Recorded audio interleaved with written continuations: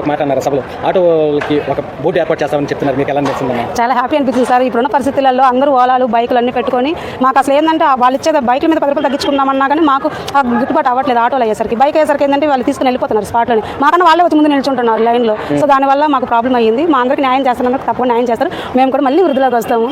Government ఏం చెప్తాం అనుకుంటున్నారు? మళ్ళీ ఇదే గవర్నమెంట్ రావాలి, ఇలాగే అభివృద్ధి జరగాలి, ఇలాగే ఆడవాళ్ళకి అందరికీ చేయూతనిస్తూ మేము అంచెలంచెలుగా ఎదగాలి సార్. స్టార్టింగ్లో నాకు ఆటో వచ్చింది అన్నారు, నువ్వు ఆడపిల్లకి నువ్వు రోడ్ల మీద పోయి ఏం తోలుతావు, నీకు అవసరం అన్నారు. మా ఫ్యామిలీలో కూడా చాలా మంది అన్నారు మనకి ఎందుకు ఇవన్నీ కుటుంబ మిషన్ నేర్చుకోవచ్చు కదా అని.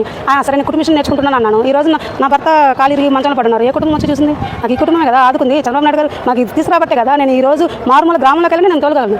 కూర్చోబెట్టి పోషిస్తే ఎన్నాళ్ళు కొండనే కరిగిపోద్ది. కానీ అదే పని చూపించి దారి నడిపిస్తే ఈ ఊరు కాకపోతే విజయవాడ కాకపోతే గుంటూరు కాకపోతే మాకు అనికి వెళ్ళిపోతాను. నేను ఎక్కడికి వెళ్ళినా బతకగలిగిన ధైర్యం వచ్చినా లేదా?